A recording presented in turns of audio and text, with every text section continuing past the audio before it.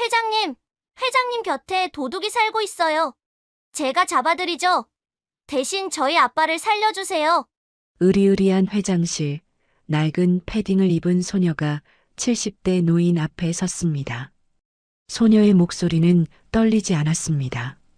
테이프로 칭칭 감긴 낡은 노트북을 꺼내드는 작은 손. 대기업 회장이 날카로운 눈으로 소녀를 내려다보았습니다. 소녀가 고개를 들었습니다. 그 눈빛에는 3년을 벼른 사람의 도끼가 서려 있었지요. 어디 한번 잡아보거라. 12살 소녀가 대기업 회장에게 건넨 거래. 그 거래 안에는 500억의 비밀이 숨어 있었습니다. 이야기가 궁금하시다면 구독과 좋아요 눌러주세요. 댓글로 지금 어디서 시청하고 계신지 소통해 주신다면 앞으로 더 좋은 영상 제작에 큰 힘이 됩니다. 밤 10시가 넘은 서울 변두리의 한 PC방, 형광등 불빛 아래로 키보드 두드리는 소리와 게임 효과음이 뒤섞여 흘러나오고 있었습니다.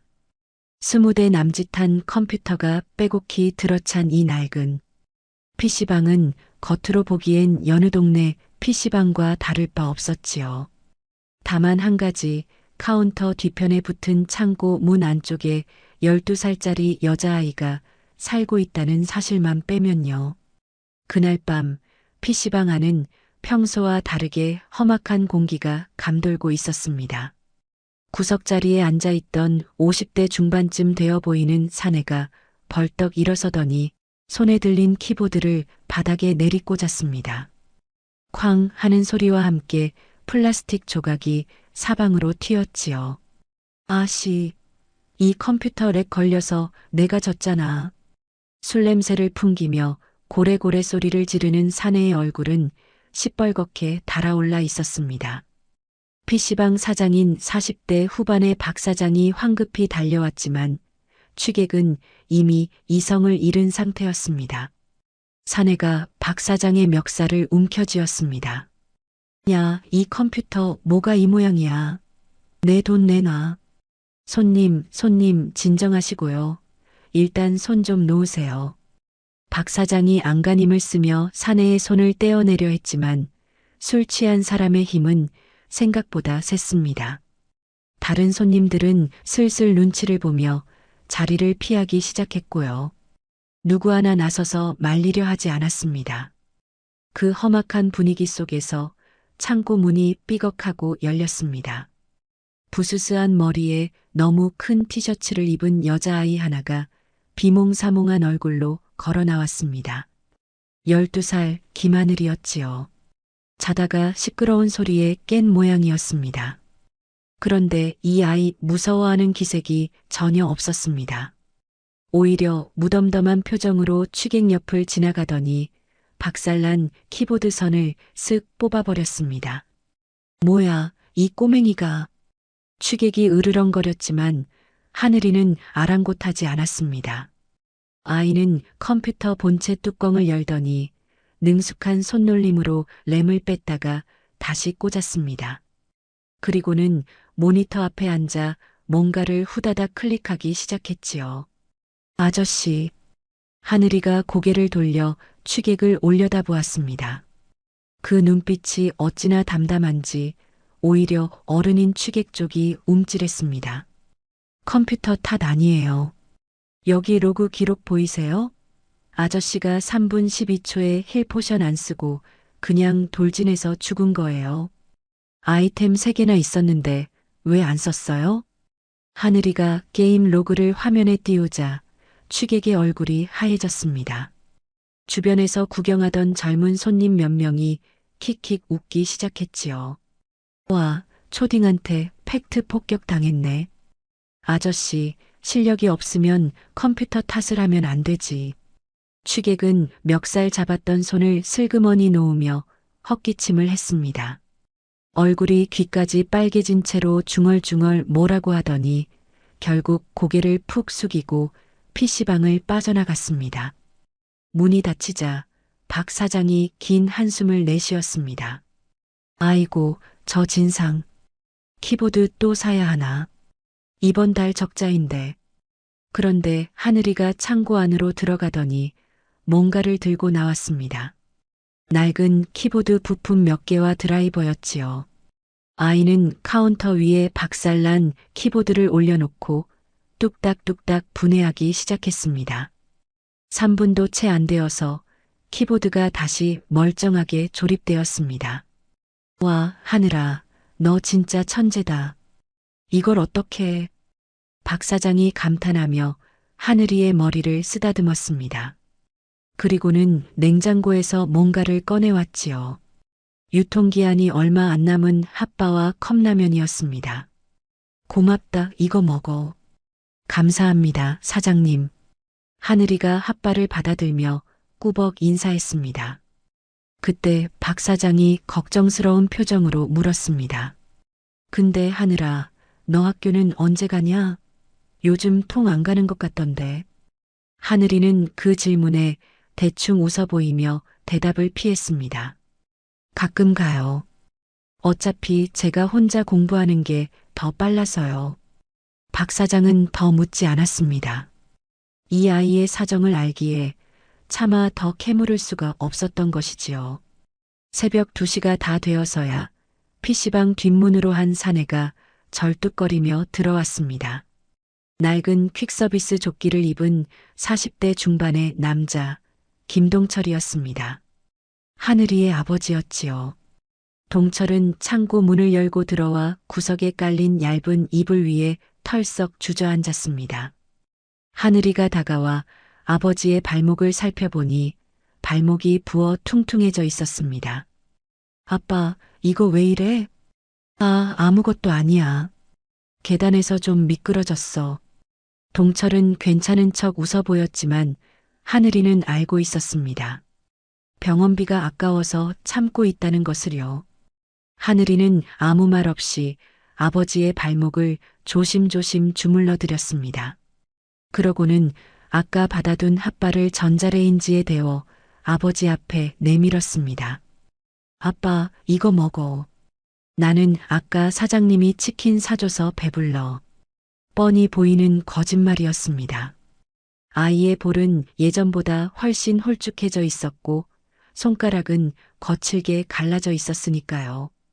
동철은 울컥 치밀어 오르는 것을 꾹 참으며 핫바를 한 입 베어 물었습니다. 5년 전 이 아이 손에 들려있던 건 컵라면이 아니라 생일 케이크였는데요. 촛불 7개가 꽂힌 딸기 케이크를 들고 환하게 웃던 아이였는데 어쩌다 이 지경이 되었는지요. 동철은 핫바를 씹으면서 눈시울이 뜨거워지는 것을 느꼈습니다. 그때였습니다.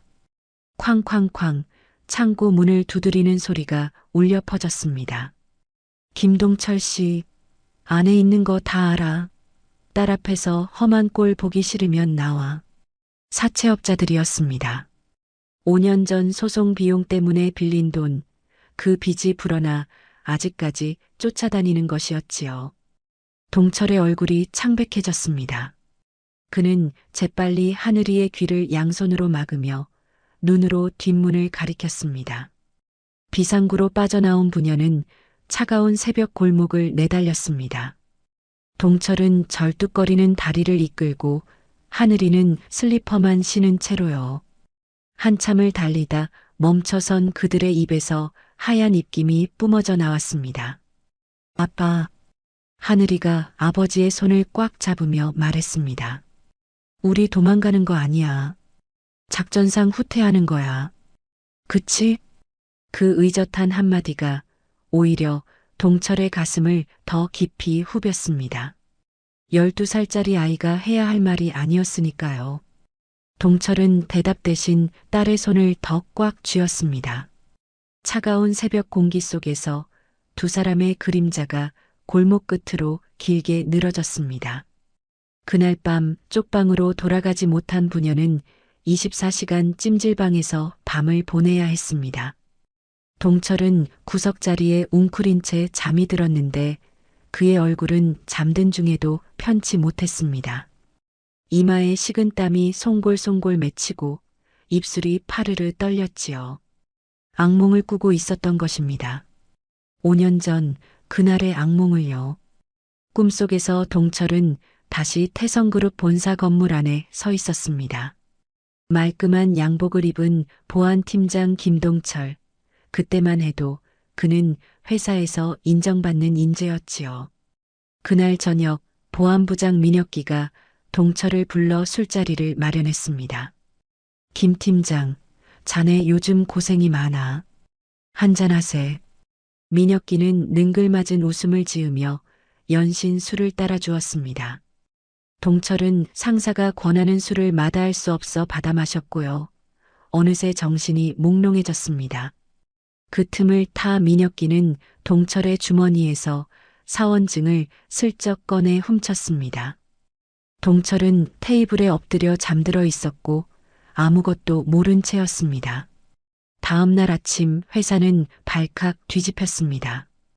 태성그룹의 핵심 기밀 자료가 경쟁사로 유출된 것이었지요. 감사팀이 들이닥쳤고 모든 접속 로그가 김동철을 가리키고 있었습니다. 동철의 아이디로 새벽 2시에 서버에 접속한 기록, 동철의 컴퓨터에서 발견된 파일 전송 흔적, 모든 것이 그를 범인으로 지목했습니다. 김 팀장, 자네 정말 실망이야. 내가 그렇게 믿었는데. 민혁기가 감사팀 앞에서 고개를 절레절레 흔들며 말했습니다. 그 눈빛에 스친 비웃음을 동철은 평생 잊을 수가 없었지요. 동철은 결백을 주장했지만 증거는 너무나 완벽했습니다. 그날로 동철은 해고되었고 회사는 곧바로 형사 고발과 함께 민사소송을 제기했습니다. 기술 유출로 인한 피해액 50억 원 손해배상 청구, 그것이 동철의 인생을 나락으로 떨어뜨린 시작이었습니다. 동철은 무죄를 증명하기 위해 모든 것을 걸었습니다. 아파트를 팔고 차를 팔고 적금을 깨서 유능하다는 변호사를 선임했지요. 변호사는 처음엔 자신만만했지만 시간이 지날수록 표정이 어두워졌습니다. 김동철 씨, 솔직히 말씀드릴게요. 증거가 너무 불리합니다. 지금이라도 회사 측과 합의하시죠. 합의하면 집이라도 지킬 수 있어요. 합의요? 내가 왜 합의를 합니까? 난 죄가 없다고요. 동철은 끝까지 버텼습니다. 하지만 조작된 증거 앞에서 진실은 힘을 발휘하지 못했지요. 결국 패소, 동철의 모든 재산은 가압류되었고 남은 것은 빚더미뿐이었습니다. 설상가상으로 그 과정에서 아내마저 잃었습니다. 선천적으로 심장이 약했던 아내 수지는 빚쟁이들이 집으로 찾아와 행패를 부리던 날 쓰러졌습니다. 119를 불렀지만 수술비가 없어 제때 수술을 받지 못했지요.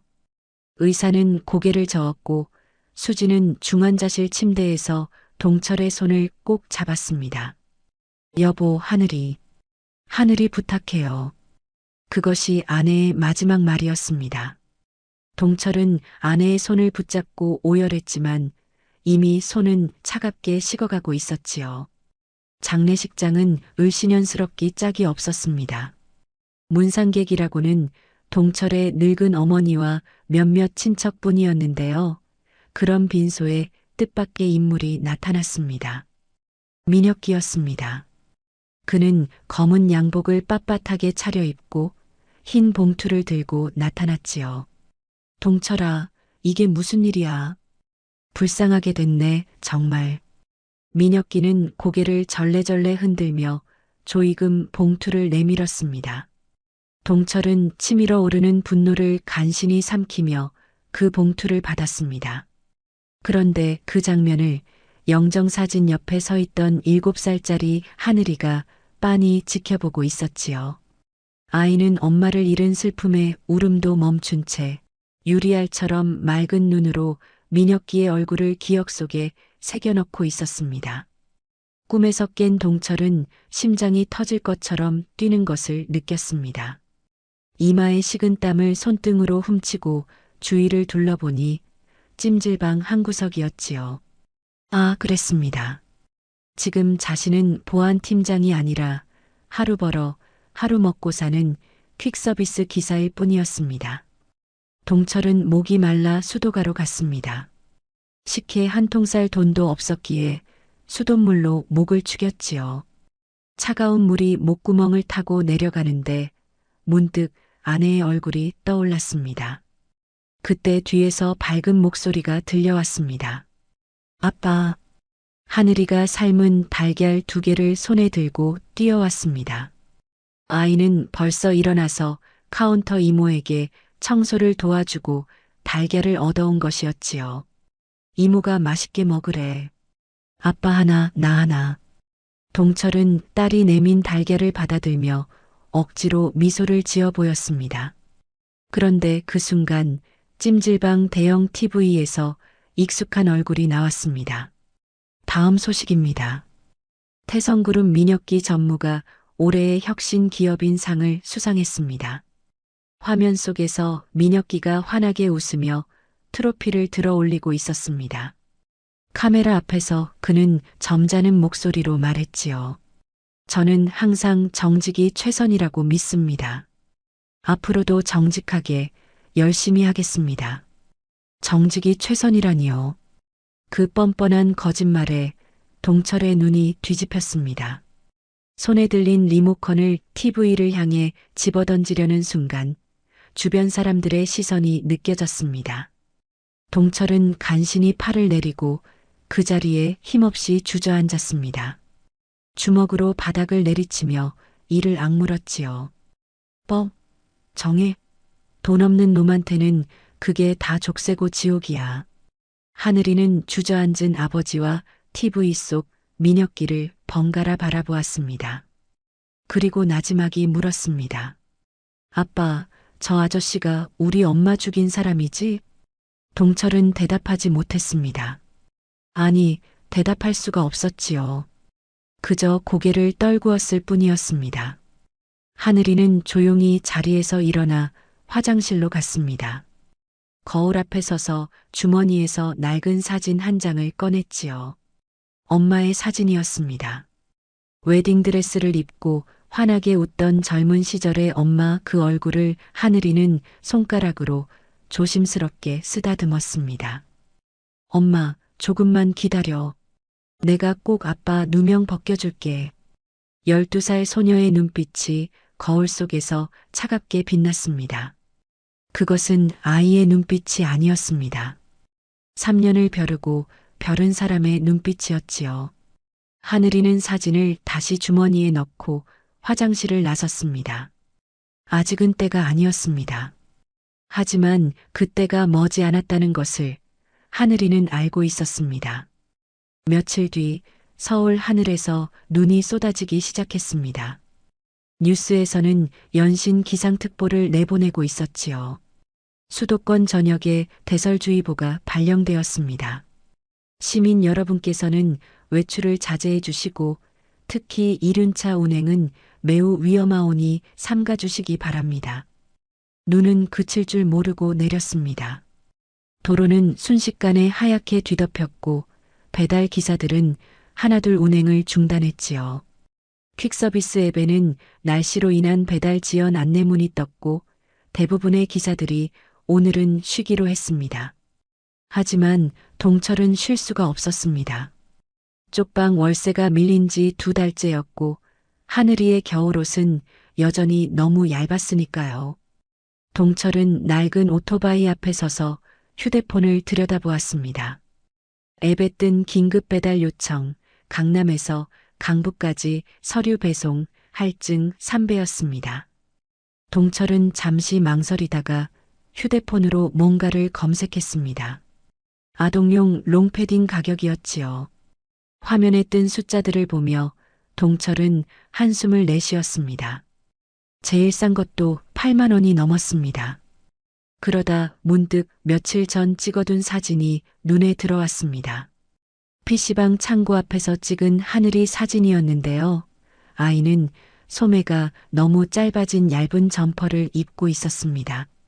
손등이 트고 갈라져 있는 것까지 사진에 선명히 찍혀 있었지요. 동철은 이를 악물었습니다. 오늘 이 배달만 하면 롱패딩을 사줄 수 있었습니다. 아이에게 따뜻한 겨울을 선물할 수 있었지요. 동철은 헬멧을 쓰고 오토바이 시동을 걸었습니다. 하늘아, 아빠가 꼭 사줄게. 조금만 기다려라. 눈보라 속으로 오토바이가 달려나갔습니다. 도로는 미끄러웠고 시야는 흐렸습니다. 다른 차들은 거의 없었지만 제설차가 미처 지나가지 않은 구간에서는 바퀴가 헛돌았고 동철은 온 신경을 집중해서 핸들을 잡아야 했습니다. 강남 배송지에서 서류를 받아 강북으로 향하던 그때였습니다. 신호등 없는 교차로에서 갑자기 덤프트럭 한 대가 튀어나왔습니다. 빙판길에서 제동이 걸리지 않은 트럭이 미끄러지며 동철의 오토바이를 향해 돌진해 왔지요. 동철은 본능적으로 핸들을 꺾었습니다. 트럭은 피했지만 오토바이는 빙판에 미끄러지며 가드레일을 들이받았습니다. 쾅 하는 굉음과 함께 동철의 몸이 공중으로 붕 떠올랐다가 아스팔트 위로 내동댕이 쳐졌습니다. 헬멧이 깨지고 핏물이 눈 위로 스며들었습니다. 동철의 의식은 거기서 끊어졌지요. 그 시각 PC방 창고에서 하늘이는 낡은 노트북 앞에 앉아 있었습니다. 화면에는 복잡한 코드들이 빼곡히 떠 있었는데요. 하늘이는 3년째 독학으로 프로그래밍을 배우고 있었습니다. 아빠의 누명을 벗기기 위해서였지요. 키보드를 두드리던 하늘이의 손이 갑자기 멈추었습니다. 휴대폰이 울렸기 때문이었습니다. 여보세요? 김동철 씨 보호자 되시죠? 여기 한국대학병원 응급실입니다. 환자분이 교통사고로 실려오셨는데요. 지금 바로 오셔야 합니다. 하늘이의 얼굴이 새하얗게 질렸습니다. 휴대폰을 든 손이 덜덜 떨렸지요. 아이는 허겁지겁 창고를 뛰쳐나갔습니다. 카운터에 있던 박 사장이 하늘이의 얼굴을 보고 깜짝 놀랐습니다. 하늘아, 왜 그래? 무슨 일이야? 사장님, 아빠가 사고 났대요. 하늘이의 목소리가 떨렸습니다. 박 사장은 재빨리 금고에서 돈을 꺼냈습니다. 여기 택시비다. 얼른 가. 빨리. 하늘이는 돈을 받아 쥐고 눈보라 속으로 뛰어나갔습니다. 택시를 잡아 타고 병원까지 가는 내내 아이는 두 손을 꼭 모으고 기도했습니다. 아빠, 제발 괜찮아야 해. 응급실에 도착한 하늘이의 눈앞에 펼쳐진 광경은 참혹했습니다. 아버지는 온몸에 피를 흘린 채 들것에 실려 수술실로 향하고 있었지요. 의사가 하늘이에게 다가왔습니다. 보호자세요? 환자분 상태가 많이 위중합니다. 뇌출혈과 내장 파열이 심각해요. 당장 수술하지 않으면 오늘 밤을 넘기기 어렵습니다. 하늘이는 고개를 끄덕이며 물었습니다. 수술해 주세요. 제발 우리 아빠 살려주세요. 그런데 원무과 직원이 다가와 난처한 표정으로 말했습니다. 저기 보호자분, 응급수술이라도 보증금이 필요합니다. 최소 3천만 원은 있어야 하는데요. 3천만 원. 하늘이에게는 까마득한 숫자였습니다. 지금 주머니에 있는 돈이라고는 박 사장이 준 택시비 2만 원이 전부였으니까요. 하늘이는 원무과 직원의 바짓가랑이를 붙잡고 매달렸습니다. 아저씨, 제발이요. 우리 아빠 좀 살려주세요. 돈은 제가 평생 벌어서 갚을게요. 제발이요. 12살짜리 아이가 바닥에 무릎을 꿇고 애원하는 모습에 원무과 직원도 난처해했습니다. 하지만 병원에도 규정이 있었지요. 직원은 미안한 표정으로 고개를 저을 수밖에 없었습니다. 하늘이는 아버지의 휴대폰을 꺼내 연락처를 뒤졌습니다. 빚쟁이들 번호밖에 없었지만 지푸라기라도 잡는 심정이었지요. 하늘이는 떨리는 손으로 전화를 걸었습니다. 여보세요. 저 김동철 씨 딸인데요.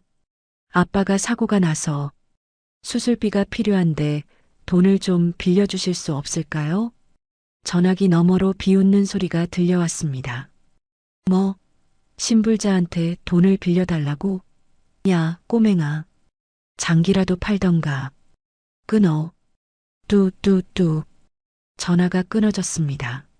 하늘이는 휴대폰을 손에 쥔 채 복도 바닥에 털썩 주저앉았습니다. 그때 바로 옆 수술실 문이 열리며 한 가족이 쏟아져 나왔습니다. 40대쯤 되어 보이는 아들이 환하게 웃으며 말했지요. 아버지 수술 잘 끝났대요. 의사 선생님이 완전히 성공이래. 가족들이 서로 부둥켜 안고 기뻐하는 모습을 하늘이는 멍하니 바라보았습니다. 저 사람들과 자신 사이에는 3천만 원이라는 벽이 있었습니다. 돈이 있으면 살고 없으면 죽는 것이었지요. 하늘이는 비틀거리며 일어나 복도를 걸었습니다. 눈물이 앞을 가려 제대로 보이지 않았지요. 그러다 우연히 벽에 걸린 액자 하나가 눈에 들어왔습니다. 병원 기부금 명단이었습니다. 맨 위에 적힌 이름, 대한그룹 민혁기 전무 1억 원 기부. 하늘이의 눈물이 뚝 멈추었습니다. 두 손으로 눈물을 훔치며 그 이름을 노려보았지요. 1억 원. 우리 아빠 목숨값 3천만 원의 3배가 넘는 돈을 저 인간은 기부라는 이름으로 뿌리고 다니는 것이었습니다. 남의 인생을 짓밟고 빼앗은 돈으로요. 하늘이의 표정이 차갑게 굳어졌습니다. 눈물 자국이 채 마르지 않은 얼굴에 어떤 결연함이 떠올랐지요. 아이는 나지막이 그러나 또렷하게 중얼거렸습니다. 돈이 없어서 죽는 게 아니야. 도둑맞은 돈을 찾으러 가는 거야. 12살 소녀가 거대한 기업을 상대로 전쟁을 선포한 순간이었습니다. 병원 복도에서 결심을 굳힌 하늘이는 곧장 PC방으로 돌아왔습니다.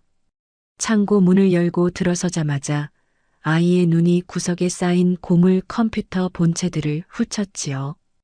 박 사장이 고장나서 버리려던 것이라며 창고 앞에 내놓은 본체 3대가 있었습니다.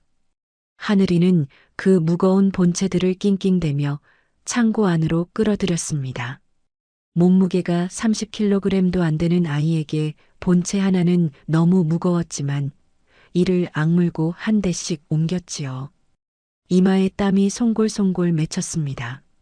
사실 하늘이가 컴퓨터를 처음 만진 건 3년 전이었습니다. 9살 때였지요. 엄마가 돌아가시고 아빠가 매일 술에 취해 들어오시던 그 무렵이었습니다.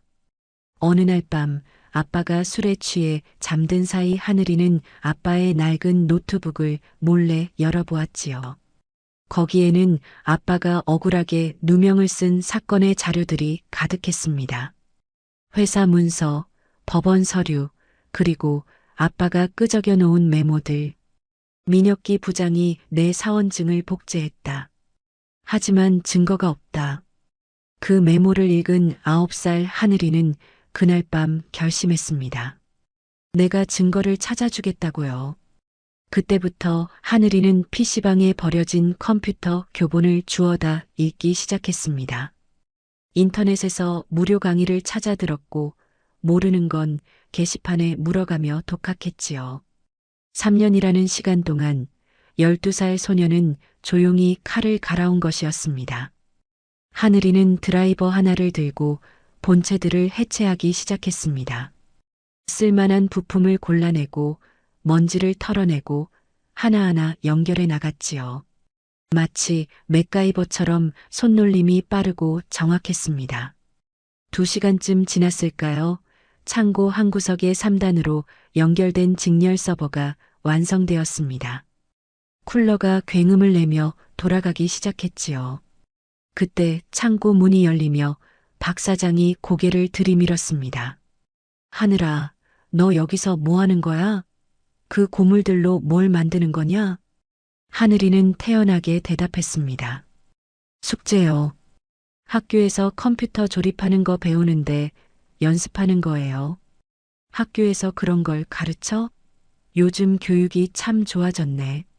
박 사장은 고개를 갸웃거리면서도 더 묻지 않았습니다. 하늘이가 워낙 컴퓨터를 잘 다루니 그러려니 했지요. 박 사장이 나가자 하늘이는 다시 모니터 앞에 앉았습니다. 손가락이 키보드 위에서 춤을 추듯 움직이기 시작했지요. 화면에는 복잡한 코드들이 빠르게 지나갔습니다. 하늘이가 노리는 것은 대한그룹의 내부 서버였습니다. 5년 전 민혁기가 아빠의 컴퓨터에 몰래 심어놓은 백도어 프로그램이 있었습니다. 그 흔적을 하늘이는 2년 전에 발견했지요. 민혁기는 그 백도어를 통해 아빠 컴퓨터에 접속해서 기밀 자료를 빼돌린 것이었습니다. 그리고 그 백도어는 아직도 살아 있었지요. 민혁기가 자신의 범죄 흔적을 지우지 않은 것은 아마도 동철이 영영 재기하지 못할 거라고 확신했기 때문이었을 것입니다. 하늘이의 손가락이 멈추었습니다. 화면에 접속 성공이라는 메시지가 떴지요. 대한그룹 외부망에 침투한 것이었습니다. 하늘이는 곧바로 사내 메신저와 이메일 서버를 뒤지기 시작했습니다. 민혁기의 계정으로 들어가자 수많은 메시지들이 쏟아졌지요. 그중 하나가 하늘이의 눈을 사로잡았습니다. 민혁기가 어떤 여자에게 보낸 카카오톡 메시지였지요. 이번에 회장 늙은이 치매 걸렸다는 기사 내보낼 거야. 그러면 주가 떨어지고 내가 싼값에 주식 쓸어 담는 거지. 완벽한 계획이야. 하늘이의 눈이 번뜩였습니다. 민혁기는 회장까지 속이고 있었던 것이지요. 아빠 한 사람을 망친 것도 모자라 회사 전체를 상대로 사기를 치고 있었습니다. 그런데 그 순간 하늘이의 손이 덜덜 떨리기 시작했습니다. 갑자기 무서워진 것이었지요. 지금 자신이 하는 일은 해킹이었습니다. 잡히면 범죄자가 되는 것이었지요. 내가 잡히면 아빠는 어떻게? 손끝이 차가워졌습니다. 키보드 위에 올린 손가락이 움직이지 않았지요. 하지만 하늘이는 눈을 질끈 감았다가 떴습니다. 중환자실에 누워있는 아빠의 얼굴이 떠올랐기 때문이었습니다. 아니야. 여기서 멈추면 아빠가 죽어. 하늘이는 다시 키보드를 두드리기 시작했습니다. 떨리는 손을 억지로 움직여서요. 다음으로 하늘이가 찾은 것은 장태산 회장의 스케줄이었습니다. 회장 비서의 컴퓨터에 접속해서 내일 일정을 확인했지요. 화면에 뜬 내용은 이랬습니다. 9시 로비 순시 10시 임원회의. 내일 아침 9시. 회장이 로비에 나온다는 것이었습니다. 하늘이는 입술을 꽉 깨물었습니다. 내일이 디데이였지요. 하늘이는 창고 구석에서 아빠의 낡은 정장 재킷을 꺼냈습니다. 5년 전 보안팀장 시절에 입던 옷이었지요. 주머니를 뒤지자 금이 간 사원증이 나왔습니다. 태성그룹 보안팀 김동철. 사진 속 아빠는 환하게 웃고 있었습니다. 지금과는 너무 다른 얼굴이었지요. 하늘이는 사원증을 주머니에 넣고 창고를 나섰습니다. 병원으로 가야 했습니다. 아빠 얼굴을 보고 싶었거든요. 밤 11시가 넘은 병원은 조용했습니다. 하늘이는 중환자실 앞까지 갔지만 면회 시간이 지나 안으로 들어갈 수 없었지요. 아이는 유리창 너머로 아빠가 누워있는 침대를 바라보았습니다. 온몸에 관이 꽂힌 채 눈을 감고 있는 아빠, 기계음만이 규칙적으로 울려 퍼지고 있었습니다. 하늘이는 유리창에 손을 대고 나지막이 속삭였습니다. 아빠, 딱 하루만 버텨줘. 내일이면 내가 다 해결할게. 약속해. 대답은 없었습니다. 기계가 찍어내는 심장 박동 소리만이 하늘이의 귀에 들려왔지요. 병원을 나온 하늘이는 편의점에 들렀습니다. 주머니에 남은 돈으로 살 수 있는 건 삼각김밥 하나뿐이었지요. 아이는 PC방 창고로 돌아와 차가운 삼각김밥을 한 입 베어 물었습니다. 목이 메어서 잘 넘어가지 않았지만 억지로 삼켰습니다. 내일을 위해 힘을 내야 했으니까요. 삼각김밥을 다 먹은 하늘이는 다시 컴퓨터 앞에 앉았습니다. 마지막으로 해야 할 일이 있었지요. 장태산 회장의 개인 태블릿에 접속해서 화면에 팝업창을 띄우는 것이었습니다. 하늘이의 손가락이 키보드 위에서 멈추었습니다. 심호흡을 한 번 하고 엔터키를 눌렀지요. 회장의 태블릿 바탕화면에 작은 창이 떴습니다. 회장님 곁에 도둑이 살고 있어요. 내일 아침 9시 로비에서 기다릴게요. 12살 소녀가 70대 대기업 회장에게 보낸 선전포고였습니다. 하늘이는 모니터 불빛 아래서 두 주먹을 꽉 쥐었습니다. 이제 돌이킬 수 없었지요. 내일 아침 모든 것이 결정될 터였습니다. 다음 날 아침 8시 40분, 하늘이는 대한그룹 본사 앞에 서 있었습니다. 거대한 유리 건물이 하늘 높이 솟아 있었고, 정문 앞에는 검은 양복을 입은 경비원들이 근엄한 표정으로 서 있었지요. 하늘이는 고개를 한껏 젖혀 건물 꼭대기를 올려다보았습니다. 여기가 아빠의 인생을 망친 곳이었습니다. 그리고 오늘 아빠의 명예를 되찾아올 곳이기도 했지요. 하늘이의 차림새는 초라하기 짝이 없었습니다.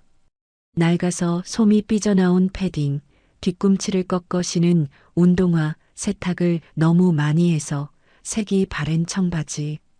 그 모습 그대로 대한그룹 로비로 들어섰지요. 로비는 눈이 부시게 화려했습니다. 12월이라 커다란 크리스마스 트리가 한가운데 서 있었고 반짝이는 조명이 천장에서 쏟아지고 있었습니다. 대리석 바닥은 거울처럼 반들거렸고 직원들은 말끔한 정장 차림으로 웃으며 오가고 있었지요. 그 화려함 속에서 하늘이의 초라한 모습은 더욱 도드라져 보였습니다. 하늘이가 출입 게이트 쪽으로 걸어가자 보안 요원 2명이 앞을 막아섰습니다. 야, 꼬마. 여기 놀이터 아니야. 어디서 들어온 거야? 덩치 큰 보안 요원이 팔짱을 끼며 아이를 내려다보았습니다. 하늘이는 움츠러들지 않고 똑바로 그를 올려다보았지요. 여기 우리 아빠 회사예요. 하늘이는 주머니에서 아빠의 낡은 사원증을 꺼내 내밀었습니다. 보안 요원이 사원증을 받아들고 훑어보더니 피식 비웃었습니다. 김동철? 이거 5년 전에 해고된 사람이잖아. 야, 이딴 거 들고 와서 뭐 어쩌겠다는 거야? 보안 요원이 사원증을 하늘이에게 도로 던지듯 내밀었습니다. 하늘이는 그것을 두 손으로 꼭 받아쥐었지요. 주변에서 출근하던 직원들이 슬슬 발걸음을 멈추고 구경하기 시작했습니다. 저애 뭐야? 거지 아냐? 어디서 들어온 거지? 요즘 이상한 사람 많다니까. 수군거리는 소리가 하늘이의 귀에 들려왔습니다. 아이의 얼굴이 발갛게 달아올랐지요. 부끄러웠습니다. 하지만 이를 악물었습니다. 여기서 물러설 수는 없었으니까요. 저 회장님 만나러 왔어요. 비켜주세요. 하늘이가 다시 한번 또박또박 말했습니다. 보안 요원들이 어이없다는 듯 웃음을 터뜨렸지요. 뭐? 회장님을 만나? 야, 이것 봐라. 꼬맹이가 완전히 정신이 나갔네. 그때 로비 한쪽에서 날카로운 목소리가 들려왔습니다. 무슨 소란이야? 사람들 사이를 헤치고 한 남자가 걸어 나왔습니다. 50대 초반 비싼 양복에 금태 안경을 쓴 남자. 민혁기 전무였지요. 민혁기는 하늘이를 보자마자 눈을 가늘게 떴습니다. 어디서 본 듯한 얼굴이었거든요. 그리고 이내 기억해냈지요. 5년 전 장례식장에서 영정 사진 옆에 서 있던 그 아이였습니다. 너 김동철이 딸이지? 민혁기가 코웃음을 쳤습니다. 지 애비 닮아서 거지 근성을 못 버렸네. 야, 뭐해? 이거 끌어내. 보안 요원이 하늘이의 팔을 거칠게 잡아챘습니다. 아이의 몸이 휘청거렸고 그 바람에 주머니에서 USB 하나가 바닥으로 떨어졌지요. 대리석 바닥 위로 대굴대굴 굴러간 USB를 민혁기가 발견했습니다. 이게 뭐야? 민혁기가 USB를 향해 걸어가며 발을 들어 올렸습니다. 밟아서 부숴버리려는 것이었지요. 하늘이가 소리쳤습니다. 안 돼요. 아이는 보안요원의 손을 뿌리치고 바닥으로 몸을 날렸습니다. 민혁기의 발이 내려오기 직전 하늘이가 USB를 먼저 움켜쥐었지요. 하지만 그 바람에 아이는 바닥에 내동댕이 쳐졌습니다. 무릎이 까지고 손바닥이 쓸렸지만 하늘이는 USB를 놓지 않았습니다. 이건 못 줘요. 바닥에 엎드린 채 하늘이가 USB를 가슴에 꼭 끌어안았습니다. 민혁기가 이를 드러내며 웃었지요. 야, 이 거지 같은 게 어디서 행패야? 당장 경찰 불러. 바로 그 순간이었습니다. 로비 한쪽 전용 엘리베이터의 문이 스르륵 열렸지요. 그리고 지팡이를 짚은 노신사 한 명이 걸어 나왔습니다. 흰 머리카락에 날카로운 눈매, 70대 후반의 위험 있는 풍채, 대한그룹 회장 장태산이었습니다. 아침부터 무슨 행패야? 장 회장의 우렁찬 목소리가 로비에 쩌렁쩌렁 울려 퍼졌습니다. 구경하던 직원들이 일제히 허리를 숙여 인사했고 보안 요원들도 움찔하며 뒤로 물러섰지요. 민혁기의 얼굴에 당황한 기색이 스쳤습니다. 아, 회장님. 이게 그 수상한 아이가 침입을 해서. 수상한 아이. 장 회장이 바닥에 엎드린 하늘이를 내려다보았습니다. 그 순간 회장의 눈이 미세하게 흔들렸지요. 아이가 입은 옷 색깔 연보라색 패딩이었습니다. 10년 전 교통사고로 세상을 떠난 손녀가 가장 좋아하던 색깔이었지요. 장 회장의 머릿속에 짧은 장면이 스쳐 지나갔습니다. 10년 전 이 로비에서 손녀의 손을 잡고 걸었던 기억이었지요. 할아버지, 나 커서 회장님 될 거야. 까르르 웃던 손녀의 목소리가 귀에 맴돌았습니다. 장 회장이 천천히 하늘이에게 다가갔습니다. 그리고 지팡이를 짚은 손을 내밀었지요. 일어나 봐라. 하늘이가 회장의 손을 잡고 일어섰습니다. 무릎에서 피가 조금 배어 나왔지만 아이는 아프다는 내색을 하지 않았지요. 오히려 장 회장의 눈을 똑바로 쳐다보았습니다. 회장님, 어젯밤에 제가 보낸 메시지 보셨어요? 장 회장의 눈썹이 꿈틀거렸습니다. 어젯밤 태블릿에 뜬 이상한 팝업창, 그것을 보낸 게 이 꼬마였단 말입니까? 민혁기가 급히 끼어들었지요. 회장님, 이 아이 말을 믿으시면 안 됩니다. 정신이 이상한 게 분명해요. 제가 경찰을. 닥쳐. 장 회장이 차갑게 말했습니다. 민혁기가 입을 다물었지요. 장 회장이 다시 하늘이를 바라보았습니다. 네가 뭘 가져왔는지 모르겠지만 어디 한번 들어보지. 대신 헛소리면 가만 안 둔다. 하늘이는 손에 쥔 USB를 들어보이며 말했습니다. 회장님, 이 USB 안에 회장님 회사에서 돈 훔쳐간 도둑 증거가 있어요. 500억이 넘어요. 저 아저씨가 밟으면 회장님이 500억 날리는 거예요. 하늘이가 민혁기를 가리켰습니다. 민혁기의 얼굴이 하얗게 질렸지요. 장 회장의 눈이 민혁기와 하늘이 사이를 오갔습니다. 그리고 지팡이로 민혁기의 발을 툭 쳤지요. 발 치워. 민혁기가 움찔하며 뒤로 물러섰습니다. 장 회장이 하늘이에게 턱짓을 했지요. 올라와라. 내 이야기 들어보겠다. 12살 거지 소녀가 대한그룹 회장과 나란히 전용. 엘리베이터에 올라타는 광경을 로비에 있던 수백 명의 직원들이 멍하니 지켜보았습니다.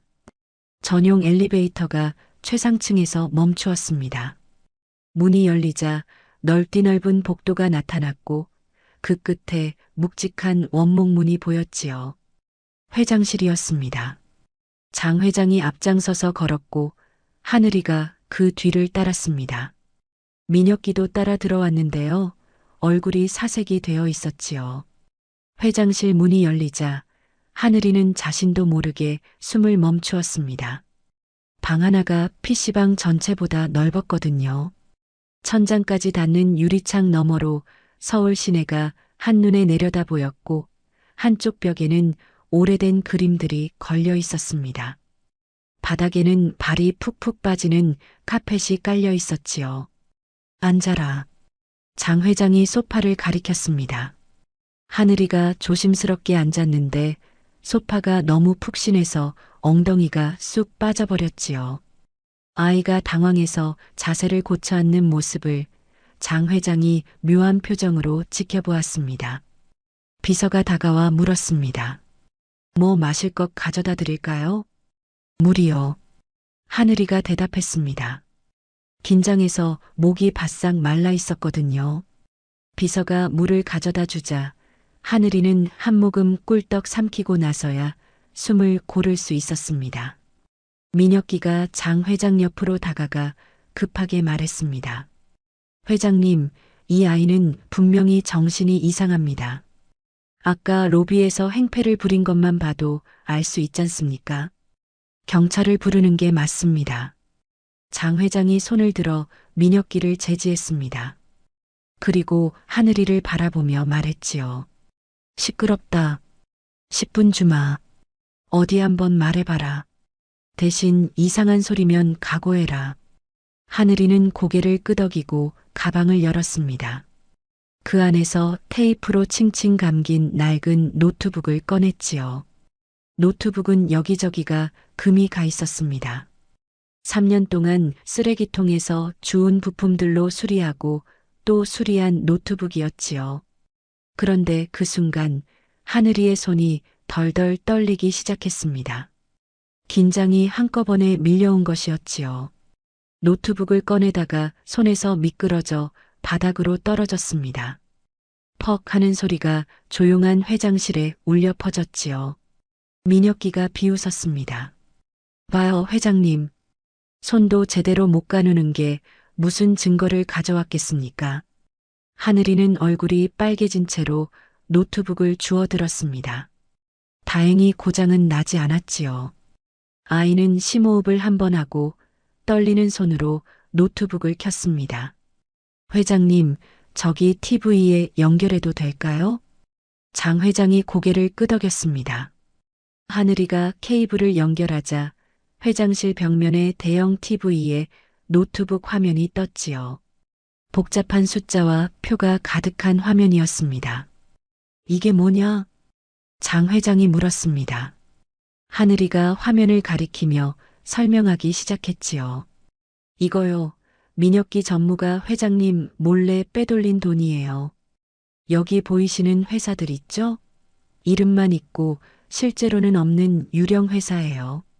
페이퍼 컴퍼니라고 하는 거요. 민 전무가 이 회사들한테 가짜 용역비를 지급하는 척하면서 돈을 빼돌린 거예요. 장 회장이 안경을 고쳐 쓰고 화면을 들여다보았습니다. 하늘이가 날짜를 가리켰지요. 여기 날짜 보이세요? 2019년 3월 15일, 4월 22일, 5월 30일. 이때 회장님 어디 계셨는지 아세요? 장 회장의 눈썹이 꿈틀거렸습니다. 글쎄다. 내가 심장 수술 받고 입원해 있을 때로군. 네, 맞아요. 회장님이 병원에 계실 때 민 전무가 몰래 돈을 빼돌린 거예요. 회장님이 확인 못할 거라고 생각한 거죠. 장 회장이 천천히 고개를 돌려 민혁기를 바라보았습니다. 민혁기의 이마에 땀이 송골송골 맺혀 있었지요. 그가 급하게 변명했습니다. 회장님, 이건 조작입니다. 저 아이가 해킹으로 숫자를 바꾼 거예요. 제가 왜 그런 짓을 합니까? 30년을 회장님 모시고. 아저씨. 하늘이가 민혁기의 말을 끊었습니다. 조작이면 왜 땀을 흘려요? 에어컨 나오는데. 민혁기가 움찔했습니다. 손등으로 이마에 땀을 훔쳤지만 이미 늦었지요. 장 회장의 눈이 차갑게 가라앉아 있었습니다. 하늘이가 키보드를 두드려 다음 화면을 띄웠습니다. 이건 두 번째 증거예요. 5년 전 보안실 CCTV 영상이에요. 화면에 흐릿한 영상이 재생되기 시작했습니다. 야간 보안실의 모습이었지요. 한 남자가 몰래 들어와 누군가의 자리에 앉는 게 보였습니다. 그리고 컴퓨터에 USB를 꽂는 장면이 흐릿하지만 식별 가능하게 나왔지요. 저 자리, 우리 아빠 자리예요. 그리고 저기 앉아 있는 사람. 하늘이가 영상을 일시 정지하고 확대했습니다. 흐릿하지만 옆모습이 보였지요. 민혁기였습니다. 민혁기 전무 맞죠? 장 회장이 나지막이 물었습니다. 민혁기의 얼굴이 새하얘졌지요. 입술이 파르르 떨렸습니다. 저건 화질이 너무 안 좋아서 누군지 알 수 없잖습니까? 그리고 5년 전 영상을 어떻게 구했는지. 아저씨가 지웠다고 생각한 CCTV 파일, 서버 백업 폴더에 남아 있었어요. 아저씨, 컴퓨터 잘 모르시죠? 하늘이가 담담하게 말했습니다. 12살 아이의 입에서 나온 말이라고는 믿기 어려울 정도로 차분한 목소리였지요. 장 회장이 팔짱을 끼고 민혁기를 노려보았습니다. 민혁기가 억지 웃음을 지으며 말했지요. 회장님, 이게 다 조작이라니까요. 저 어린 것이 해킹을 해서 아직 안 끝났어요. 하늘이가 말을 끊었습니다. 아이의 눈빛이 날카롭게 빛났지요. 아저씨, 지금 양복 주머니에 뭐 있어요? 민혁기의 손이 무의식적으로 주머니 쪽으로 갔습니다. 그리고 멈추었지요. 하늘이가 빙긋 웃었습니다. 그거 대포폰이죠? 이름 없는 선불폰. 누구한테 연락할 때 쓰는 건지 궁금하네요. 민혁기의 얼굴이 일그러졌습니다. 장 회장이 날카로운 눈으로 민혁기의 주머니를 쳐다보았지요. 혁기야, 주머니에 뭐가 있냐? 아무것도 아닙니다, 회장님. 그냥 개인 물건이. 꺼내. 장 회장의 목소리가 차갑게 떨어졌습니다. 민혁기의 손이 벌벌 떨렸지요. 하늘이가 키보드 위에 손을 올리며 말했습니다. 안 꺼내셔도 돼요. 제가 보여드릴 테니까. 그리고 엔터키를 눌렀습니다. 이제 진짜 전쟁이 시작되는 것이었지요. 하늘이가 엔터키를 누르자 대형 TV 화면이 바뀌었습니다. 민혁기의 스마트폰 화면이 그대로 미러링되어 나타난 것이었지요. 바탕화면, 앱 목록, 알림창까지 전부 다 보였습니다. 민혁기가 화들짝 놀라 주머니에서 휴대폰을 꺼냈습니다. 화면을 확인하더니 얼굴이 흑빛으로 변했지요. 이게 어떻게... 아저씨 폰에 깔린 앱 중에 보안 취약점이 있는 게 있었어요. 거기로 들어갔어요. 하늘이가 담담하게 설명했습니다. 민혁기가 허둥지둥 휴대폰 전원을 끄려 했지만 이미 늦었지요. 바로 그 순간 화면에 문자 알림이 떴습니다. 전무님 작업 끝냈습니다. 김동철 씨 사고 처리 완료. 회장실 안이 조용해졌습니다. 장 회장이 천천히 자리에서 일어났지요. 그의 눈이 매섭게 가늘어졌습니다. 혁기야, 이게 무슨 뜻이냐? 민혁기의 입이 벌름거렸지만 말이 나오지 않았습니다. 땀이 등줄기를 타고 흘러내렸지요. 하늘이가 대신 설명했습니다. 우리 아빠가 이틀 전에 오토바이 사고 났어요. 지금 병원에서 죽어가고 있어요. 그런데 민 전무가 병원에 손을 써서 수술을 못하게 막고 있었던 거예요. 뭐? 장 회장의 목소리가 낮게 깔렸습니다. 하늘이가 화면을 스크롤하며 이전 문자들을 보여주었지요. 김동철 입원했다는 정보 입수. 혹시 모르니 조치 바람. 알겠습니다. 병원 쪽에 연락해 두겠습니다. 아빠가 살아서 뭔가 말할까봐 무서웠던 거죠. 그래서 수술 못 받게 막은 거예요. 하늘이의 목소리가 떨렸습니다. 하지만 아이는 울지 않았지요. 아직 보여줄 게 남아 있었으니까요. 마지막으로 하나만 더 들려드릴게요. 하늘이가 키보드를 두드렸습니다. 화면에 오디오 파일 하나가 떴지요.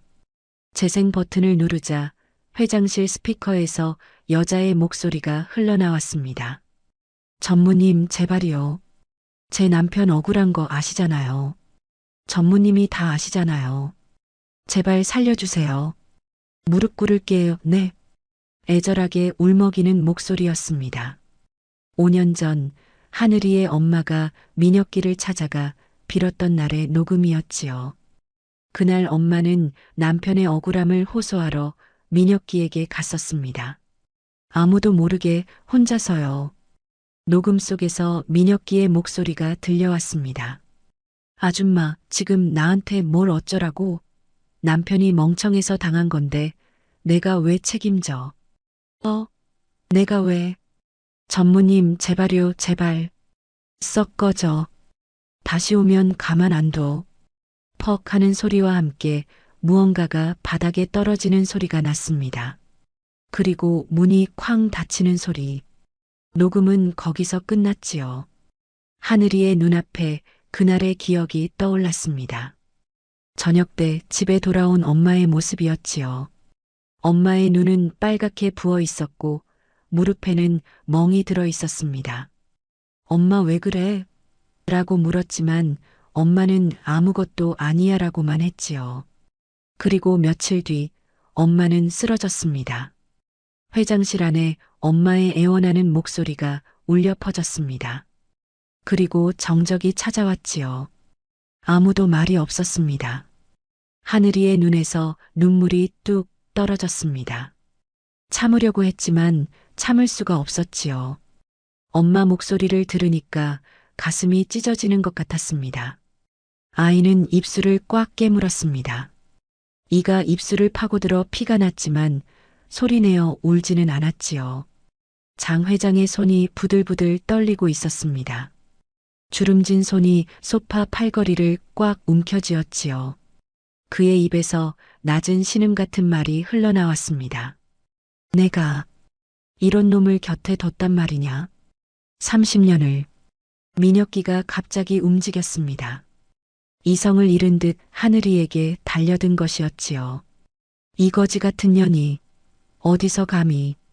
민혁기가 하늘이의 노트북을 빼앗으려 손을 뻗었습니다.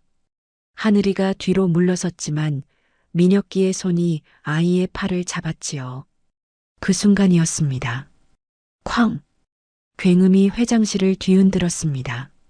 장 회장이 책상 위에 있던 크리스털 잿더리를 들어 책상을 내리친 것이었지요. 잿더리가 산산조각 났고 유리 파편이 사방으로 튀었습니다. 내 놈이 사람이냐? 장 회장이 벌떡 일어섰습니다. 70대 후반의 노인이라고는 믿기 어려울 정도로 우렁찬 목소리였지요. 그 기세에 민혁기가 움찔하며 뒤로 물러섰습니다. 아, 회장님, 이건 오해입니다. 저 아이가 다 조작한 거예요. 제가 30년을 모셨는데 어떻게 이럴 수가. 30년? 30년 동안 내 곁에서 이런 짓을 하고 있었어? 장 회장이 지팡이를 들어 민혁기를 가리켰습니다. 남의 인생을 망치고 사람을 죽이고 내 회사 돈을 빼돌리고 그러고도 네가 사람이야. 회장님 살려주세요. 제가 잘못했습니다. 한 번만 봐주세요. 민혁기가 바닥에 무릎을 꿇었습니다. 아까까지 하늘이에게 거지 근성이라고 비웃던 자가 이제는 자신이 바닥에 엎드려 있었지요. 장 회장이 비서를 향해 소리쳤습니다. 야, 경호팀 불러. 당장. 문이 열리고 경호원 2명이 뛰어들어왔습니다. 장 회장이 민혁기를 가리켰지요. 저놈 꼼짝 못하게 잡아. 경호원들이 민혁기의 양팔을 잡아 바닥에 눌렀습니다. 민혁기가 버둥거리며 소리쳤지요. 회장님, 제발. 40년 지기 아버님 생각해서라도. 닥쳐. 장 회장이 외쳤습니다. 그리고 천천히 하늘이에게 다가갔지요. 아이는 여전히 눈물을 훔치며 서 있었습니다. 장 회장이 허리를 숙여 하늘이와 눈높이를 맞추었습니다. 내 이름이 뭐냐? 김하늘이요. 하늘이라. 장 회장이 천천히 고개를 끄덕였습니다. 그의 눈가에도 물기가 어렸지요. 잘했다. 네가 참 잘했어. 그 한마디에 하늘이에 참았던 울음이 터져 나왔습니다. 아이는 두 손으로 얼굴을 감싸고 소리내어 울었지요. 3년 동안 꾹꾹 참아왔던 울음이었습니다. 혼자서 코딩을 배우던 밤들, 아빠 몰래 증거를 모으던 시간들, 그 모든 게 한꺼번에 쏟아져 나왔습니다. 장 회장이 떨리는 손으로 하늘이의 머리를 쓰다듬었습니다. 마치 10년 전 세상을 떠난 손녀를 쓰다듬듯이요. 회장실 문이 벌컥 열리며 사람들이 쏟아져 들어왔습니다. 사이버 수사대 형사들과 경찰들이었지요. 하늘이가 회장실로 올라오기 전 미리 신고해 둔 것이었습니다. 선두에 선 40대 형사가 주위를 둘러보며 물었습니다. 신고해 준 사람이 누구죠? 하늘이가 조심스럽게 손을 들었습니다. 저요. 형사가 하늘이를 보더니 눈을 크게 떴습니다. 신고자가 12살짜리 꼬마일 거라고는 상상도 못했던 것이지요. 네가 이 자료를 다 네가 모은 거야? 네. 3년 걸렸어요. 형사가 잠시 말을 잃었습니다. 그리고 하늘이의 어깨를 가볍게 두드렸지요. 대단하다, 꼬마야. 정말 대단해. 경찰들이 민혁기에게 다가갔습니다. 한 경찰이 수갑을 꺼내 들자 민혁기가 버럭 소리를 질렀지요. 야, 이게 뭐 하는 짓이야? 나 대한그룹 전무야. 니들 옷 벗고 싶어? 민혁기가 발버둥을 쳤지만 경찰 2명이 양팔을 잡아 꼼짝 못하게 했습니다. 찰칵 차가운 금속 소리와 함께 수갑이 채워졌지요.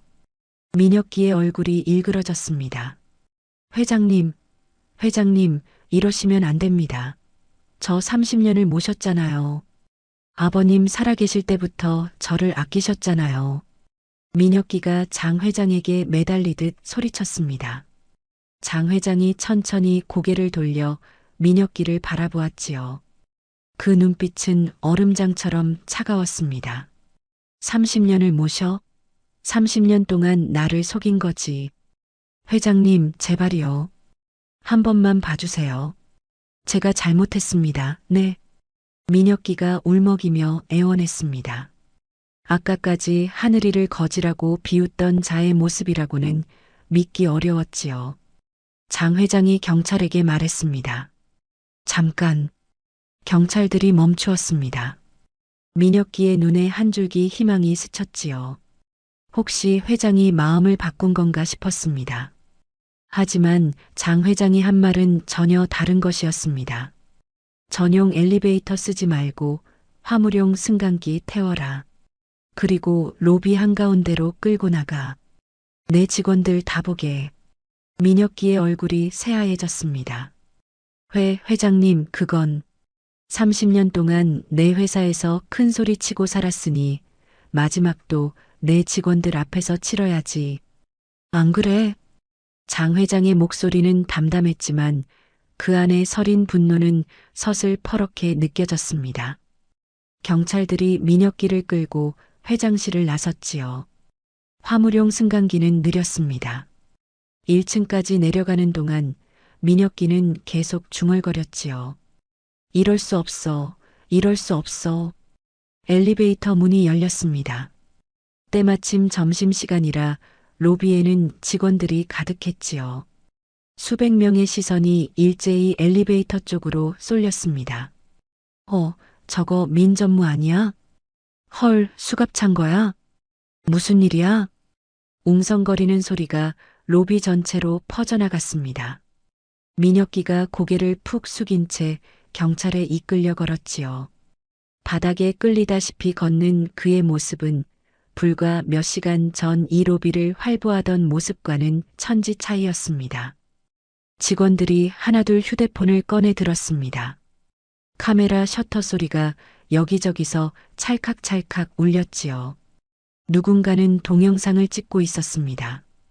야, 이거 실시간으로 올려야겠다. 대박, 민 전무가 경찰에 끌려가네. 민혁기의 귀에 수군거리는 소리들이 들려왔습니다. 땅이라도 꺼져서 들어가고 싶은 심정이었지요. 그때 로비 한쪽에서 청소도구를 든 50대 아주머니가 걸어 나왔습니다. 청소 반장 김 씨였지요. 그녀는 민혁기 앞에 딱 버티고 섰습니다. 사실 김 씨 아주머니에게는 민혁기에 대한 쓰린 기억이 있었습니다. 3년 전 어느 날 아침이었지요. 로비를 청소하던 김 씨가 출근하는 민혁기에게 공손히 인사를 했었습니다. 전무님, 안녕하세요. 그런데 민혁기는 코웃음을 치며 지나갔지요. 청소나 똑바로 해. 여기 먼지 안 보여? 그것도 모자라 일부러 커피를 바닥에 쏟고 갔습니다. 이것도 치워라는 말과 함께요. 그날 김 씨는 화장실에서 몰래 울었지요. 지금 그 민혁기가 수갑을 차고 자기 앞에 끌려와 있었습니다. 김 씨 아주머니가 입을 열었습니다. 꼴 좋다. 그리고 민혁기의 발 앞에 침을 뱉었습니다. 로비가 순간 조용해졌습니다. 그리고 누군가 박수를 치기 시작했지요. 1명, 2명, 박수 소리가 점점 커졌습니다. 민혁기에게 당했던 사람들이 얼마나 많았는지 로비 전체가 박수 소리로 가득 찼지요. 그 순간 하늘이가 로비로 내려왔습니다. 장 회장과 함께 전용 엘리베이터를 타고 온 것이었지요. 하늘이는 민혁기 앞으로 천천히 걸어갔습니다. 아이의 손에는 금이 간 낡은 사원증이 들려 있었습니다. 5년 전 해고당할 때 찢어진 아빠의 사원증이었지요. 하늘이가 그것을 민혁기 앞에 들어 보였습니다. 아저씨, 이거 기억나요? 민혁기가 고개를 들었습니다. 사원증에 적힌 이름, 태성그룹 보안팀 김동철. 5년 전 자기가 누명을 씌워 쫓아낸 사람의 이름이었지요. 우리 아빠는 죄가 없어요. 아저씨가 다 아시잖아요. 이제 다른 사람들도 다 알게 됐어요. 하늘이의 목소리는 떨리지 않았습니다. 당당하고 또렷했지요. 민혁기가 하늘이의 눈을 바라보았습니다. 그 눈빛에서 동철의 모습이 보였지요. 5년 전 억울하다고 소리치던 동철의 눈빛과 똑같았습니다. 그제야 민혁기는 깨달았습니다. 자신이 완전히 졌다는 것을요. 12살짜리 아이에게 자기가 짓밟았던 남자의 딸에게 진 것이었습니다. 민혁기는 아무 말도 하지 못했습니다. 고개를 떨군 채 경찰에게 이끌려 로비를 빠져나갔지요. 유리문 밖에는 경찰차가 대기하고 있었습니다. 민혁기가 차에 태워지는 순간 플래시 세례가 쏟아졌습니다. 어디선가 소식을 듣고 달려온 기자들이었지요. 경찰차가 떠나고 나서야 로비가 다시 조용해졌습니다.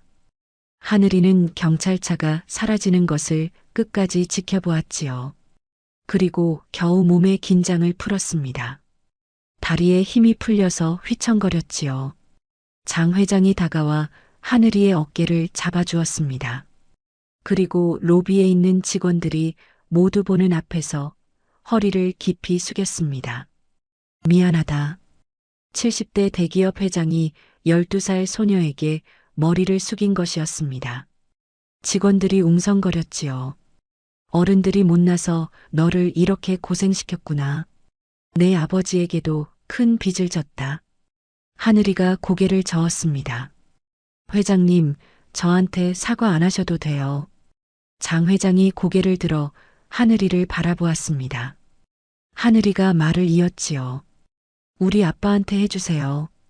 아빠가 5년 동안 얼마나 힘들었는지 몰라요. 저한테 미안하다고 맨날 그랬어요. 근데 아빠는 잘못한 거 하나도 없는데. 하늘이의 목소리가 떨렸습니다.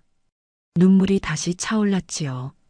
장 회장이 고개를 끄덕였습니다. 그래, 그러마. 내 아버지한테 직접 사과하마. 그러니까 지금 당장 병원으로 가자. 내 아버지 살려야지. 하늘이의 눈이 커졌습니다. 정말요? 당연하지. 가자. 장 회장이 하늘이의 손을 잡고 걸었습니다. 로비를 빠져나가는 두 사람의 뒷모습을 수백 명의 직원들이 말없이 지켜보았습니다. 장 회장의 검은 세단이 병원 응급실 앞에 멈추었습니다. 차에서 내린 장 회장이 하늘이의 손을 잡고 병원 안으로 들어갔지요. 회장의 비서가 먼저 뛰어가 접수대에서 뭐라고 말하자 병원 분위기가 순식간에 달라졌습니다. 회장님, 이쪽으로 오시지요. 병원장이 직접 달려나와 허리를 굽혔습니다. 장 회장이 단호하게 말했지요. 김동철 환자, 지금 당장 수술 들어가. 의료진은 국내 최고로 붙이고 비용은 내가 다 된다. 네, 알겠습니다. 바로 준비하겠습니다. 의료진이 분주하게 움직이기 시작했습니다. 동철은 일반 병실에서 VIP 특실로 옮겨졌고 전국에서 손꼽히는 신경외과 전문의가 긴급 호출되었지요. 불과 몇 시간 전까지만 해도 보증금이 없다며 수술을 미루던 병원이 이제는 발벗고 나서서 모든 것을 준비하고 있었습니다. 하늘이는 수술실 앞 복도에 서서 그 광경을 멍하니 바라보았습니다. 꿈을 꾸는 것 같았지요. 아빠를 살릴 수 있게 된 것이 실감이 나지 않았습니다. 지나가던 간호사에게 하늘이가 조심스럽게 물었습니다. 저기요, 우리 아빠 살 수 있어요? 그 목소리는 아까 회장실에서 민혁기에게 당당히 맞섰던 목소리와는 전혀 달랐습니다. 떨리고 불안하고 겁에 질린 12살 아이의 목소리였지요. 간호사가 하늘이의 머리를 쓰다듬으며 말했습니다. 최고의 선생님들이 오고 계시니까 걱정 마. 아버지 꼭 살릴 거야. 잠시 후 수술실 앞 빨간 램프에 불이 들어왔습니다. 수술이 시작된 것이었지요. 하늘이는 수술실 문 앞에 서서 두 손을 꼭 모았습니다. 기도를 하고 싶었지만 무슨 말을 해야 할지 몰랐습니다. 그냥 눈을 감고 아빠가 살기를 간절히 빌었지요. 장 회장이 다가와 하늘이 옆에 앉았습니다. 그리고 아이의 손을 덥석 잡아주었지요. 주름지고 거친 노인의 손이었지만 따뜻했습니다. 하늘이는 그 손을 꼭 잡았습니다. 한참을 그렇게 앉아 있다가 장 회장이 조심스럽게 물었습니다. 하늘아, 내 엄마는 돌아가셨어요. 5년 전에요. 하늘이가 담담하게 대답했습니다. 장 회장이 말없이 고개를 끄덕였지요. 회장의 눈앞에 10년 전 교통사고로 세상을 떠난 손녀의 얼굴이 떠올랐습니다. 그 아이도 하늘이 또래였지요. 부모 없이 혼자 남겨진 하늘이의 모습이 손녀와 겹쳐 보였습니다. 배고프지 않냐? 장 회장이 물었습니다. 하늘이가 고개를 저었지요. 괜찮아요. 하지만 그 순간 하늘이의 배에서 꼬르륵 소리가 났습니다. 아이의 얼굴이 빨개졌지요. 장 회장이 피식 웃으며 비서를 불렀습니다. 야, 도시락 사와. 제일 비싼 걸로. 잠시 후 비서가 정갈하게 포장된 도시락을 가져왔습니다. 하늘이가 도시락 뚜껑을 여는데 손이 떨렸지요. 언제 밥을 먹었는지 기억도 나지 않았습니다. 아마 어제 저녁에 먹은 삼각김밥이 마지막이었을 것입니다. 하늘이가 젓가락을 들어 밥을 입에 넣었습니다. 허겁지겁 먹다 보니 목이 메었지요. 캑캑 기침을 하는 아이의 등을 장 회장이 토닥토닥 두드려 주었습니다. 천천히 먹어, 천천히. 아무도 안 뺏어가. 그 말에 하늘이의 눈에서 눈물이 핑 돌았습니다. 배가 고파서가 아니었지요. 누군가가 자기를 챙겨주는 게 너무 오랜만이라서였습니다. 엄마가 돌아가신 뒤로 아빠와 둘이서 서로를 챙겼지만 어른이 자기를 이렇게 돌봐주는 건 5년 만이었습니다. 도시락을 반쯤 먹었을 때 하늘이의 고개가 스르르 떨어지기 시작했습니다. 며칠 동안 제대로 자지 못한 피로가 한꺼번에 몰려온 것이었지요. 젓가락을 든 채로 아이가 스르륵 잠이 들었습니다. 장 회장이 조심스럽게 도시락을 치우고 자신의 외투를 벗어 하늘이에게 덮어주었습니다. 그리고 한참 동안 잠든 아이의 얼굴을 바라보았지요. 이 작은 아이가 3년 동안 혼자서 얼마나 무거운 짐을 지고 있었는지 이제야 조금 알 것 같았습니다. 8시간이 흘렀습니다. 하늘이는 장 회장의 어깨에 기대어 잠들어 있었고 장 회장도 깜빡 졸고 있었지요. 그때 수술실 문이 열리며 의사가 나왔습니다. 보호자분? 장 회장이 눈을 떴습니다. 하늘이도 깜짝 놀라 잠에서 깼지요. 의사의 표정을 살피는 두 사람의 눈이 불안하게 떨렸습니다. 천만다행입니다. 고비를 넘겼습니다. 의사의 말에 하늘이의 눈에서 눈물이 왈칵 쏟아졌습니다. 참고 참았던 울음이 터져 나온 것이었지요. 아이는 두 손으로 얼굴을 감싸고 엉엉 울었습니다. 아빠가 살았어. 장 회장이 하늘이를 품에 안았습니다. 아이는 그 품에 얼굴을 묻고 한참을 울었지요. 장 회장의 눈에도 눈물이 고였습니다. 70년 넘게 살면서 이렇게 마음이 뭉클한 건 오랜만이었습니다. 며칠 뒤 동철이 중환자실에서 눈을 떴습니다. 흐릿한 시야에 하얀 천장이 보였고 어디선가 기계 소리가 들려왔지요. 고개를 돌리니 침대 옆에 작은 머리가 보였습니다. 하늘이가 침대에 엎드려 잠들어 있었지요. 하늘이 어디? 동철이 갈라진 목소리로 중얼거렸습니다. 아파도 제일 먼저 찾는 건 딸이었지요. 그 소리에 하늘이가 눈을 떴습니다. 아빠. 하늘이가 벌떡 일어나 동철의 손을 잡았습니다. 아이의 눈에서 눈물이 주르륵 흘러내렸지요. 아빠, 정신 들어? 나 알아봐? 그래. 우리 딸. 동철이 링거 꽂힌 손을 들어 하늘이의 머리를 쓰다듬으려 했습니다. 팔에 힘이 없어서 제대로 올라가지 않았지만 하늘이가 고개를 숙여 아빠의 손에 머리를 가져다 대었지요. 미안해. 아빠가 미안해. 동철이 눈물을 흘리며 말했습니다. 하늘이가 고개를 세차게 저었지요. 아빠가 왜 미안해? 미안하긴. 아빠가 무능해서 우리 하늘이 고생시키고. 아빠 그 말하지 마. 아빠 잘못 아니야. 하늘이가 아빠의 손을 꼭 잡으며 말했습니다. 동철이 고개를 돌려 병실을 둘러보았지요. 일반 병실이 아니었습니다. 넓고 깨끗한 1인실에 고급스러운 가구들이 놓여 있었습니다. 근데 여기가 어디야? 수술비는 어떻게? 하늘이가 빙긋 웃으며 대답했습니다. 내가 벌었어. 뭐? 나중에 다 얘기해 줄게.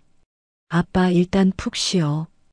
동철은 영문을 몰랐지만 딸의 웃는 얼굴을 보니 일단 안심이 되었습니다. 그때 병실 문이 열리며 누군가 들어왔습니다. 지팡이를 짚은 노신사, 장태산 회장이었지요. 동철은 그를 알아보고 눈을 크게 떴습니다. 회장님? 장 회장이 침대 옆으로 다가와 허리를 깊이 숙였습니다. 김동철 팀장, 미안하네. 내가 사람을 못 알아봤어. 자네 같은 인재를 내 손으로 내쫓고 그 악질을 곁에 두었으니. 동철의 눈이 휘둥그레졌습니다. 대한그룹 회장이 자신에게 고개를 숙이다니 꿈인가 싶었지요. 다 나으면 다시 회사로 돌아오게. 보안 이사 자리를 맡아주게나. 이 이사요? 자니가 당한 세월에 비하면 이것도 부족하지. 앞으로 천천히 갚아 나가겠네. 동철의 눈에서 눈물이 흘러내렸습니다. 5년 동안 억울하다고 소리쳐도 아무도 들어주지 않았는데 이제야 누군가가 자신의 무죄를 인정해 준 것이었지요. 말없이 눈물만 흐르는 동철의 손을 하늘이가 꼭 잡아주었습니다. 1년이 흘렀습니다. 매서운 겨울은 가고 따스한 봄이 찾아왔지요. 거리에는 벚꽃이 흐드러지게 피어 있었습니다. 아침 뉴스에서 앵커의 목소리가 흘러나왔습니다. 전 대한그룹 전무 민혁기 씨에게 징역 15년이 확정되었습니다. 재판부는 횡령, 배임, 증거인멸 등의 혐의를 모두 유죄로 인정했으며 피해자에 대한 추가 손해배상 책임도 명했습니다. 화면에는 수갑을 찬 민혁기가 고개를 푹 숙인 채 법정을 나서는 모습이 비쳤습니다. 1년 전 대한그룹 로비를 활보하던 모습과는 천지 차이였지요. 같은 시각 서울 한복판의 깔끔한 아파트에서 아침이 시작되고 있었습니다. 대한그룹에서 제공한 사택이었지요. 주방에서 동철이 프라이팬을 들고 계란을 부치고 있었습니다. 하늘아, 밥 먹어. 네. 하늘이가 교복을 입고 식탁에 앉았습니다. 단정하게 다린 교복, 깨끗하게 빗은 머리. 1년 전 PC방 창고에서 살던 아이의 모습은 어디에도 없었지요. 동철이 계란 프라이를 하늘이 앞에 놓으며 물었습니다. 잘 익었냐? 아빠가 요리는 잘 못하는데. 완벽해요, 아빠. 하늘이가 환하게 웃으며 젓가락을 들었습니다. 1년 전만 해도 하늘이가 아빠를 챙겼는데 이제는 아빠가 하늘이를 챙기고 있었지요. 그 평범한 아침 풍경이 두 사람에게는 기적 같은 일상이었습니다. 아빠, 오늘도 화이팅해요. 그래, 우리 딸도 화이팅. 동철이 말끔한 수트를 입고 출근길에 올랐습니다. 대한그룹 본사 건물에 들어서자 직원들이 공손하게 인사했지요. 이사님, 안녕하세요. 좋은 아침입니다. 이사님. 보안팀 사무실에 들어가자 책상 위에 보안이사 김동철이라고 적힌 명패가 놓여 있었습니다. 5년 전 치욕스럽게 쫓겨났던 그 회사에서 이제는 이사로 일하고 있는 것이었지요.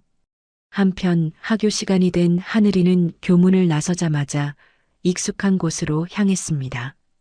예전에 살던 PC방이었지요. 문을 열고 들어가자 박 사장이 환하게 웃으며 맞아주었습니다. 어이구, 우리 아가씨 오셨네.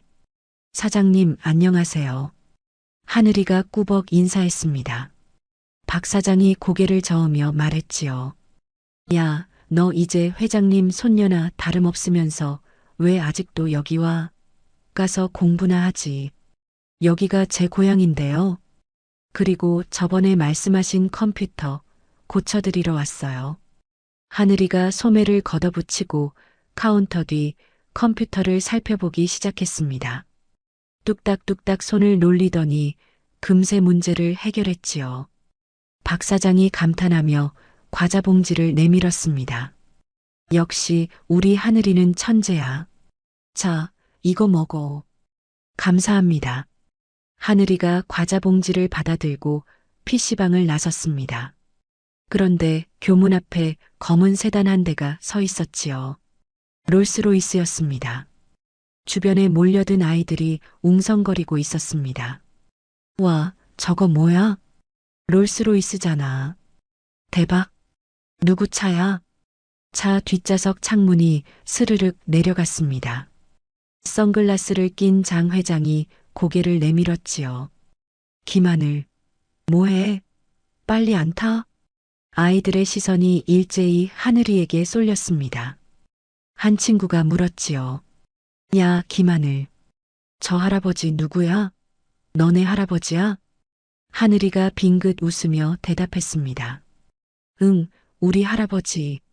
아이들이 입을 쩍 벌렸습니다. 하늘이가 손을 흔들며 차에 올라탔지요. 차 안에서 장 회장이 선글라스를 벗으며 물었습니다. 배고프지? 조금요. 햄버거 먹으러 가자. 롤스로이스가 동네 패스트푸드점 앞에 멈추었습니다. 70대 대기업 회장과 13살 소녀가 나란히 햄버거를 주문하는 모습은 누가 봐도 영락없는 할아버지와 손녀였지요. 두 사람이 자리에 앉아 햄버거를 먹기 시작했습니다. 장 회장이 햄버거를 한 입 베어 물었는데 소스가 입가에 묻었지요. 하늘이가 냅킨을 들어 닦아주며 말했습니다. 할아버지, 흘리지 좀 마요. 창피하게. 녀석, 잔소리는.